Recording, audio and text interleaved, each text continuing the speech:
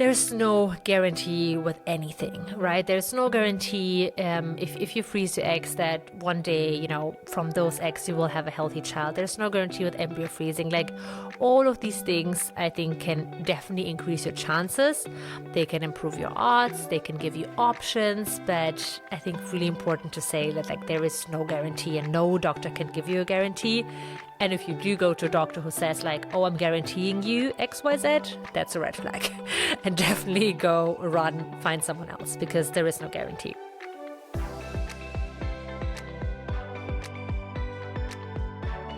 Hello everyone and welcome back to very beginning. I'm excited to be here today again. And I literally this is a recording number or take number 3. Every time I sat down today to record this, the doorbell rang, the mailman, something else. I hope this will now be uninterrupted. I also have my doggy Bella back. I don't know if you can see her there in the corner. She now likes to be in my recording, so I hope she will stay quiet. But if you hear little noises, that's that little monkey back there.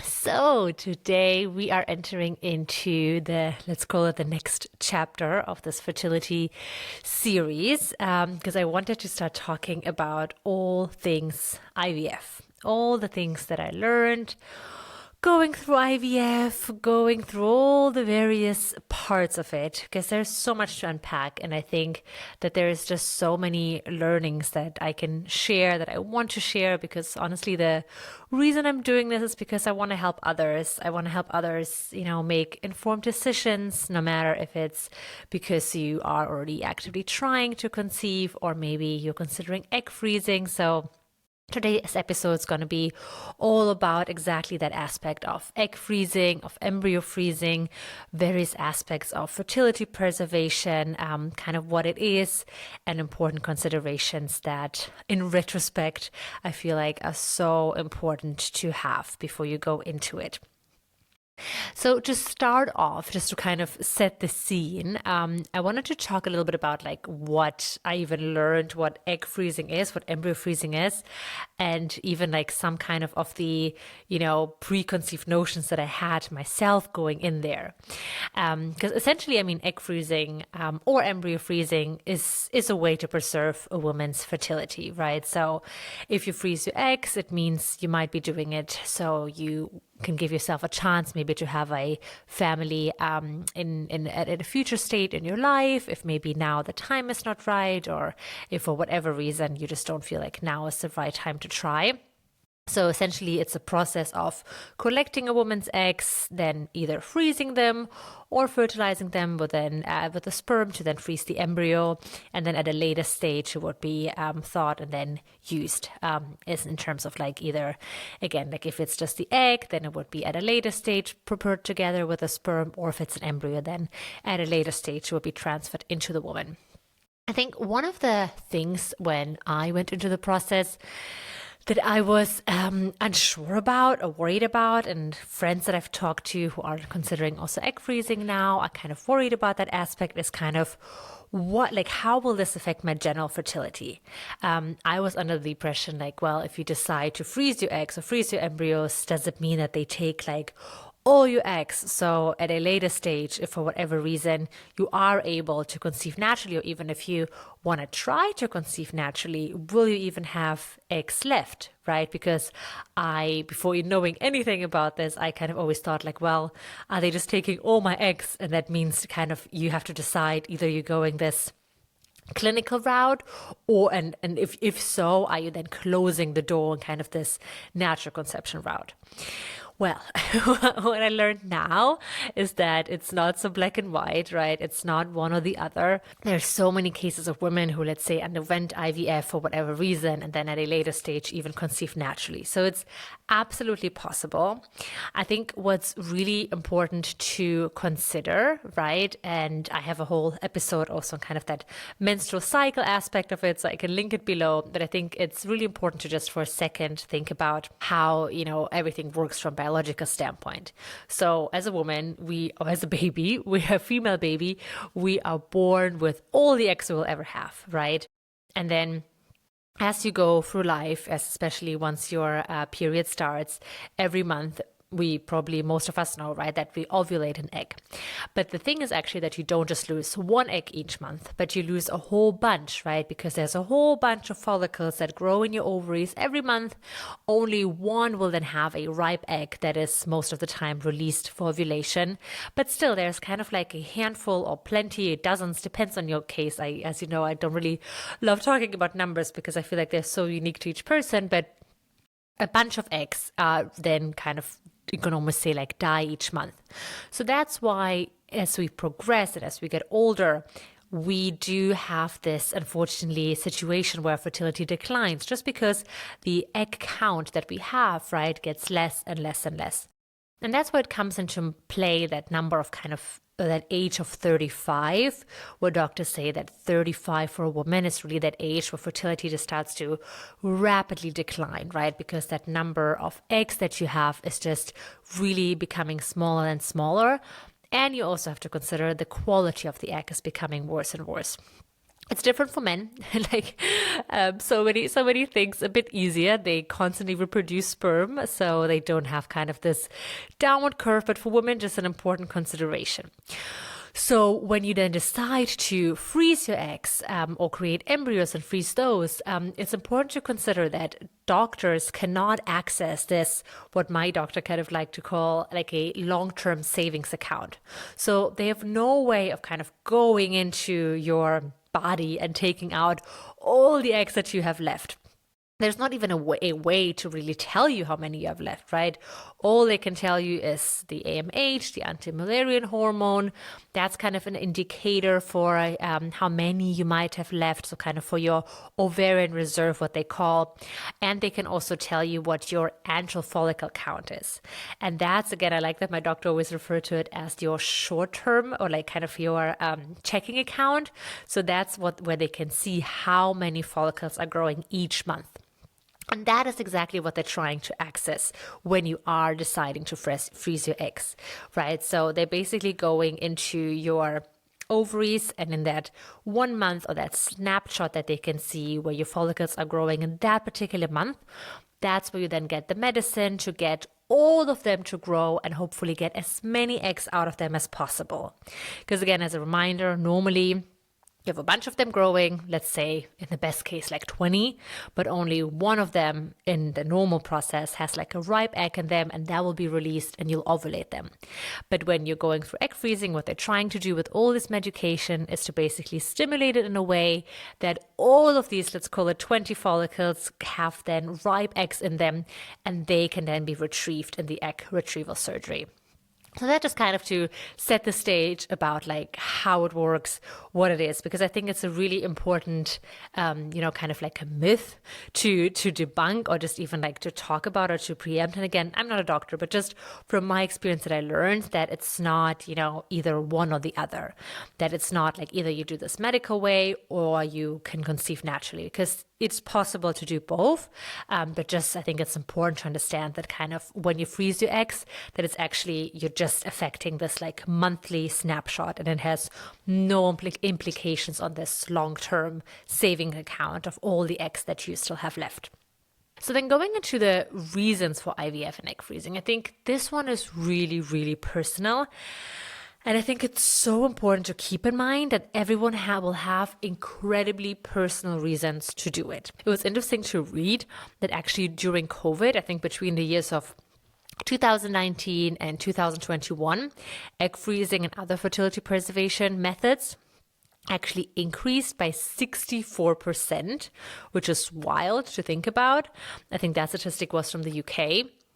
And while, of course, it's quite hard to say exactly why that is, it looks like most researchers, clinics are kind of thinking in terms of the lines that COVID really gave many women, kind of a reality check, a shock to think about, like, what does this mean for my, long-term fertility? Maybe if you're at a certain age with all the kind of isolation requirements back then, and all the different lockdowns, right? Like socialization wasn't as big, so more women started thinking about kind of these options to preserve their fertility. But it really like crazy to think that in in those recent years, there was such an uptick in all these different methods. It also makes me really mad to think that there's so many people, critics, voices that have really kind of negative opinions or associations with, all those different methods. And I get it. I mean, everyone is entitled to their opinion. It's absolutely fine.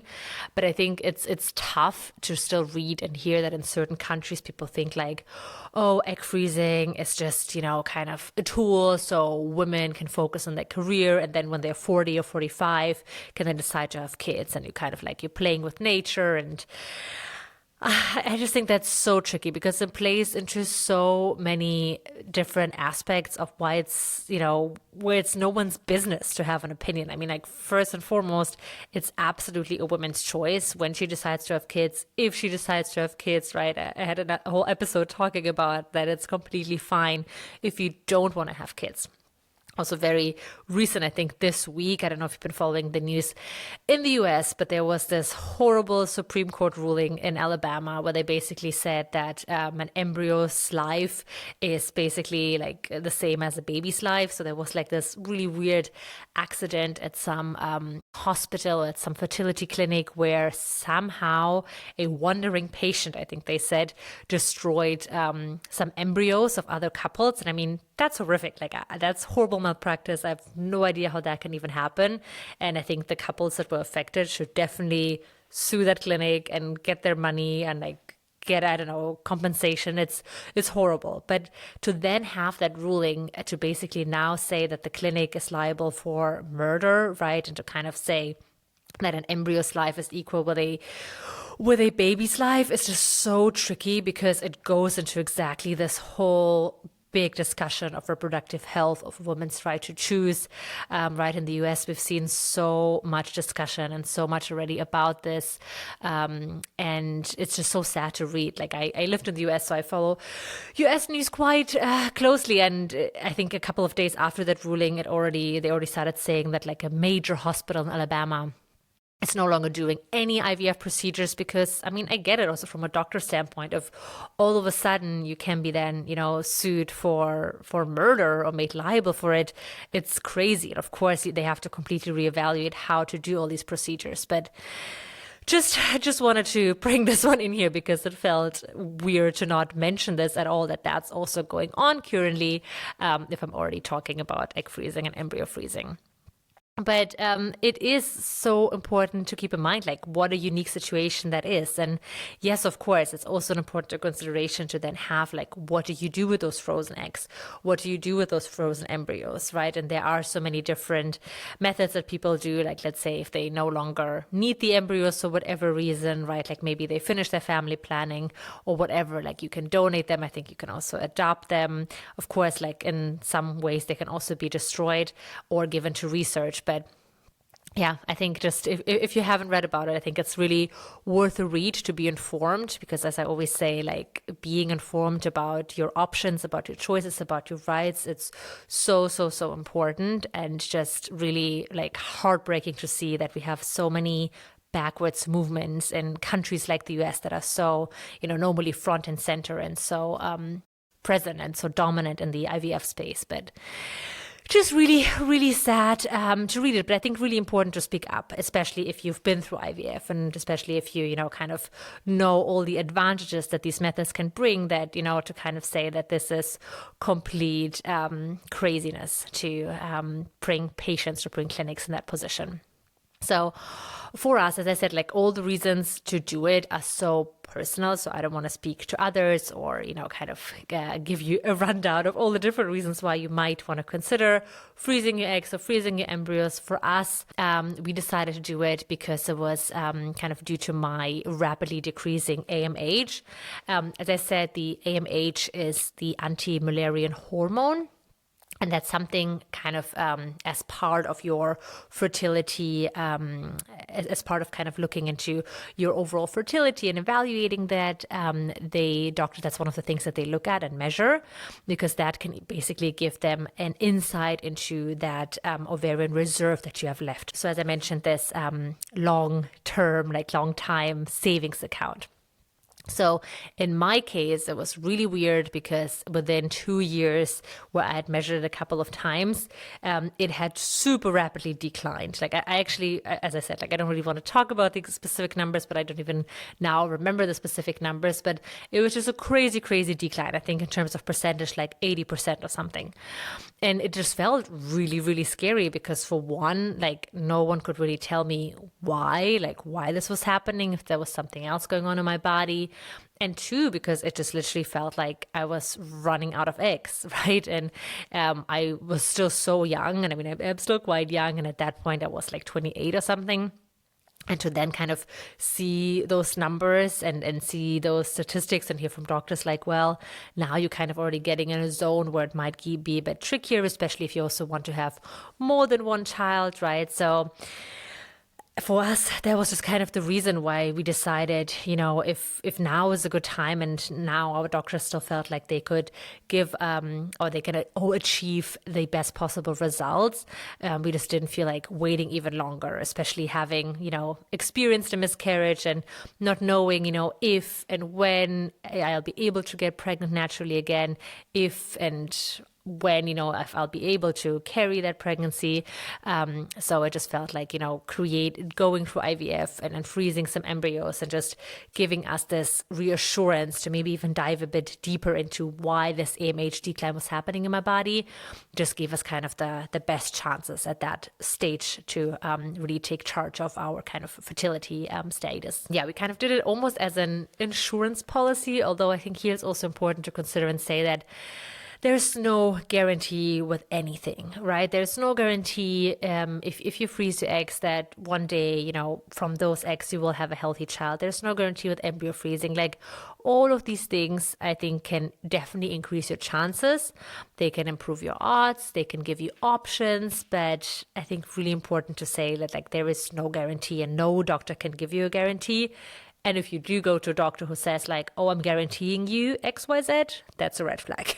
And definitely go run, find someone else, because there is no guarantee. For us, really, like that was also the reason why we decided to do it relatively quickly, right? Because normally people kind of are told when you're also under 30 or 35 to try for a year and then wait and see. But the thing is, having then also informed myself a lot about it and kind of knowing that like, well, the closer I get to mid 30, the worse the numbers will be, the worse my egg quality will be, the lower my egg count will be. And also knowing that already, my egg count was declining like crazy, it just made sense to kind of do it now and like do it then and there, literally, if we were already going to do it.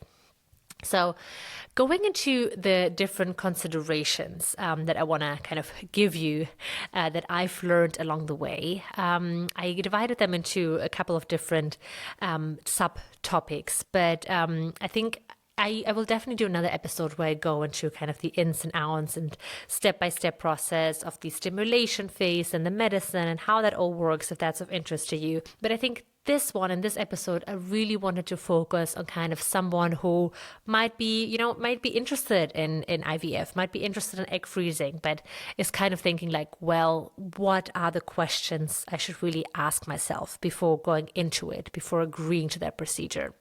So I think the first one to really, really think carefully through is the impact it will have on your life.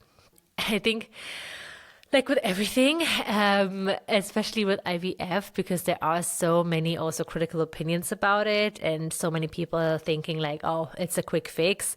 Like I've definitely heard from people before that are like, oh, well, it's just like you can pay for it and you just basically go to a doctor, you get a shot and you're pregnant. And like, as someone who's been through this couldn't be further from the truth, right? It's really not a quick fix or easy solution whatsoever.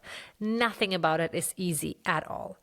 It is physically completely not easy, right? You have to remember that during the stimulation phase that lasts different for everyone, but let's say between 10 to 14 days, you're giving yourself shots every single day. You're also taking other medication, maybe pessaries, maybe oral medication. It's hormonal medication, right? So especially with the shots, this can sometimes, like I had, I think, shots in the morning, shots in the evening, like 3-4 shots per day. It will bruise, right? It's painful. It has also an impact on your body, just physically, and I'm not even talking about the emotional side of it. Like for me, I kind of went into it maybe also a bit naively. I mean, I had read a lot about it, but I was kind of like, oh, I'm tough. I can do this. I have a high pain tolerance, whatever.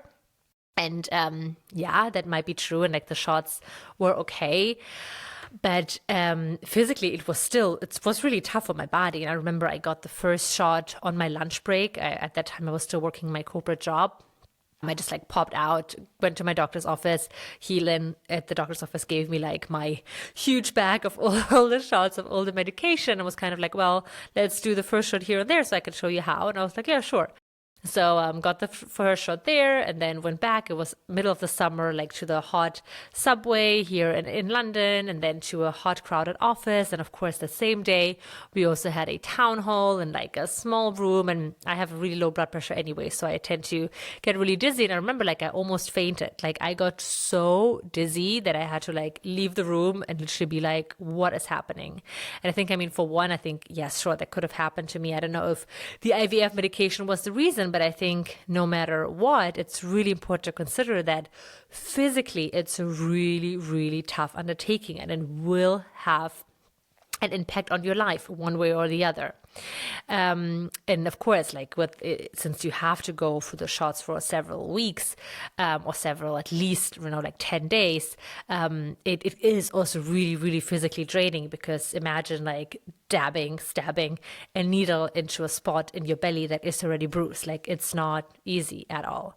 Then of course you have to also keep in mind that when you do have the egg retrieval procedure, that is a surgery, right? So different country, in every country, I think I've heard that in some countries they do a local anesthetic, but here in the UK and in most other countries that I know of, it's a fully sedated procedure. So you're like fully asleep, and it's a small procedure. It doesn't take long, but still, right? You need to take some time off work. You feel a bit drowsy after.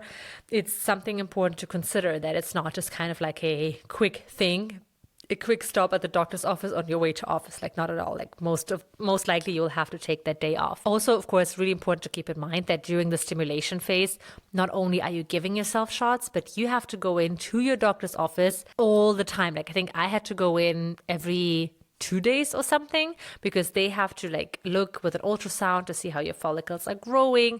They have to monitor you really quickly, monitor your blood really quickly. And that's another thing, like you get so many blood draws. So my arms at the end were completely bruised.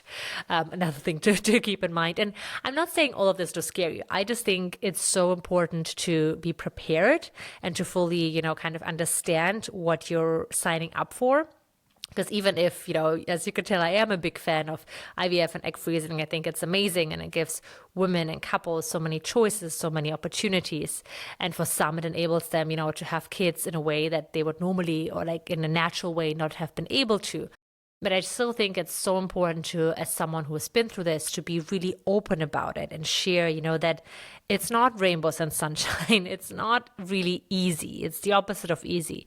And especially also when you think about like not only if to do it, but when to do it, that you maybe pick a time that it's not like the busiest in your work and life, that it's not when you have to travel much, So just, kind of important considerations to keep in mind that yes, you have like the bruising from the shots, from the blood draws. It's a time intensive thing because you have to go to your doctor's office all the time to get monitored, to do ultrasounds. And of course, also like timing wise, if you're thinking about not just, freezing the embryos or freezing the eggs, but if you want to go the whole route, and also embryo transfer is something that you want to do relatively quickly, it's not going to be quickly. And we'll go into that in a separate podcast about kind of embryo transfer and how that works. And There are different options. Like it could be a fresh transfer where they basically a couple of days after stimulation finishes already transfer the embryo. But honestly, in most, again, I'm not sure about every country, but here in the UK, and in most cases, they do a frozen embryo transfer these days because your body just needs to kind of calm down and rest from all these hormones. So that means after you finish the stim phase and the stimulation phase and the egg retrieval, it will be a couple of weeks, if not months, until you even get the go ahead to try an embryo transfer. So just again, going into it, just kind of want to be really clear and open about it, that it's not an easy and quick fix, that it's not like one shot and you're pregnant, that it's at least a couple of months, right? That it's a long process, that's physically tough, that is time intensive. And that's just like a really, really long process. And second of all, I think also a really important consideration is the financial side, because I feel really passionate about talking about the mental aspect, about kind of how it affects your body, but it would be a missed opportunity to not also, talk openly about that, because IVF and egg freezing are extremely, extremely expensive. They're not cheap undertakings. Again, this massively depends on the country that you are. I know that in, Europe, in countries like Germany, it can just be a few thousands. I know in the US, it can already be tens of thousands. So huge differences, right? When I want to be really transparent about this, like we were extremely lucky because both my husband and I were working at companies that actually had fertility benefits. So we were able to use those benefits, and our IVF cycle was completely paid for. In our case, it was around 10K, which is of course a huge amount. So just so grateful, that we were in a position where our companies that we worked for covered this. But it so depends on your position, on the country you live in, on the company you work for, if you even have those fertility benefits or not. And that's why kind of my advice here is to just really be vigilant about comparing prices. I spoke in my 5 key learnings from my IVF stim process, and I can link it below. I already spoke about like how important it is to interview different doctors to find the one that is right for you, right? To kind of see like which doctor is the best match for you personally on like a personal level. But I think from the financial side, it's also so important to go to different doctors to compare prices, because even in one country, the pricing can be so different. And from my experience, I would just really recommend to look for someone where you get like the most personalized care possible. So you just get like the most literally for your money, right? And also where it's, if possible, everything is already included. So like for us, that 10K in the UK, it's more on the more expensive side. You can definitely, I think, find clinics that do it for less. But what we just really liked is that everything was included. First and foremost, like every single thing was done by the same doctor, which we really liked. And second, everything was included. Every medication, every ultrasound, every procedure, every blood test, everything was included in that amount. And I think that's just really, like, I've just found that really, really important and kind of reassuring to know like there won't be any additional hidden costs. Because I've heard it from others that have gone through it, it kind of maybe the package that was sold to them was half of that, right? Let's say 5K, but then it was like, oh, but you have to pay extra for this blood test, or oh, you have to pay extra for the medication. And the medication is probably one of the most expensive parts of this whole undertaking. Like, it's extremely expensive. So just something to watch out for if kind of the clinic that you want to go with does not include the medication, or says like, oh, you have to buy that yourself. Again, maybe a red flag or an orange flag. Be really, really careful about that, because that can add up so quickly and make the total cost even more expensive in the end. And in terms of consideration, the third one, and I wanted to make sure it's separate because I'm, as you know, probably by now, such a big advocate for mental health, but I cannot influence enough the emotional side and what a big consideration it has to be before you go in, because that, honestly, I found that the most challenging, and I would have a separate episode on this because it's such a big topic. As I said, it will have a big impact on your life and on your body and on your time, on your money. I think these are kind of all very clear. But I mean, mental health is always underappreciated, underestimated in our lives anyways, right? But with this one, and really as someone who always thinks like, oh, I can push through, it's fine, you really can't. Like when you're controlled by all these hormones, you will it's so wild to even put into words how you feel like, but you will be on such an emotional roller coaster. So more than anything, it's just so important to consider when you decide also on the timing or when you're doing it or if you're doing it, no matter if you're doing the egg freezing or the embryo freezing, that it will be emotionally tough, that it will be emotionally taxing, so that you are able to take time off work if you have to. So that, if let's say you're doing egg freezing and you're not in a partnership, maybe even you live alone, that you proactively, right, like preemptively maybe have someone staying with you for this time where you have to take the hormones, or maybe that you tell a close friend or relative that lives close by about it, so they can check on you, so they can care for you. Because I mean, I can't speak for everyone, but at least from my experience, from experience I've heard from others, it's more likely than not that you will go through crazy ups and downs. So just having at least one support person, I can't influence enough how important that is. And I'm not to say like, not my advice is not, if you go through IVF or egg freezing and it's like 2 weeks of stim phase, take 2 weeks off work. Like, no, I didn't do that. Maybe I took like a day or something, and I was able to combine my work and life, and it worked for me, right? But I still kind of did it at a time where it was in the summer, where I knew work was less busy, where I had the opportunity to maybe take an afternoon off, where I had the opportunity to work from home.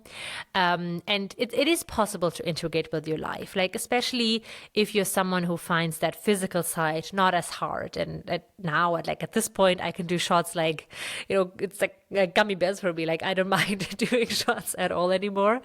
And I did shots literally like everywhere, like airplanes, lounges, shopping malls, like bathrooms, restaurants, like anywhere, weddings. That was totally fine. But it's to still understand that like that emotional side, and if you are traveling, right, to maybe not travel by yourself, because while I was able, to go and give myself a shot at a restaurant, no problem, but I'm so grateful that I was, traveling with my husband, because then maybe at night my emotional breakdown would come and I would have someone with me to kind of hold me or be there for me, because more often than not, you will go through all these ups and downs. So just probably my most important advice, to take into consideration the emotionally taxing side of it, that you think carefully about it, about the timing when you do it, about the circumstances, and especially also about your support network.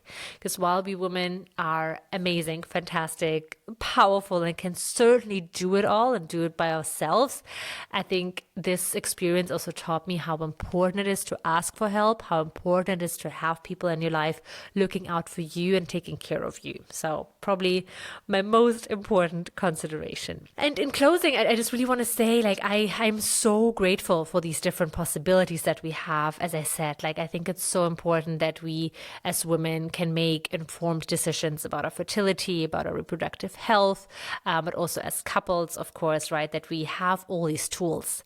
But of course, not to say that there aren't many problematic things with it. And I'm not just talking about the problems in the kind of legal sphere that we're now seeing in the US, but even to consider the monetary aspect of it, right? And that IVF and egg freezing is also a huge business, and that clinics also are making a lot of money with it. So you also just have to keep in mind, and as I said, I always suggest interview many clinics to find the one that's right for you. But just keep in mind that at the end of the day, of course, they want to help you, and hopefully you find a doctor whose mission it is, to help you and who is in it for the right reasons. But at the end of the day, it is also a business, and you have to be really careful, because there are extremely pushy doctors out there. I remember when I had my very, very first fertility evaluation, in my mid late 20s before we started trying, just because I wanted to know, like, how is my blood work, like, is everything good? And everything was good, right? But still the clinic was like, oh yeah, and here's our price list for egg freezing, you're a really good candidate. And I was like, egg freezing, like, why would I even consider that? But some are so pushy and like right away want to, give you that. And I had the same with like a fertility clinic where we just went to get like blood work done on both of us, and they were also right away like, oh yeah, by the way, this is our IVF price list and you're really good candidates, and here, you want to make an appointment for it. And I was like, no, we were nowhere near at that point ready, or like nowhere near even like considering it. So just really important to keep in mind, as I kind of want to bring that episode to a close, that while it gives you so many options, so many choices, it's also a business. And, many clinics are, of course, also, they have to make money, and it is a business for them. So just be really careful about clinics that kind of like are trying to push you into buying certain add-ons, maybe that you don't want, and just be really careful when you're doing your research. But yes, that's kind of my biggest learnings. I hope I didn't scare you, because I know many of these seem scary, and maybe you're now like, well, thank you. Now I feel even more scared and unsure if I should do it or not. But, I feel like, because I feel so passionately about, helping women and sharing my experiences and hopefully helping women and couples with that. I wouldn't doing it in a proper way if I wouldn't be completely open about it, open about the positives, open about the negatives. And it's just important to have the information, and maybe my experience will be completely different from your experience. Maybe you will emotionally be completely fine and unaffected by it. But, I think it helps to just know kind of the different ways it can go, know the things to watch out for, and just to be really able to make the most informed and best decision for you as an individual, as a woman, or as a couple. So thank you so much for tuning in again. I really enjoy doing these episodes. There'll be a couple more coming on IVF. So if you have any additional questions, anything that you'd like to know about, please pop it in the comments, either here or on social media. I would also, of course, really appreciate if you subscribe, if you're on YouTube, or if you leave a review, if you're listening on a podcast platform. Also follow me, very beginning, on Instagram. I post quite a few different videos there and different content. And always feel free to direct message, to reach out with any feedback, any suggestions. Until next time.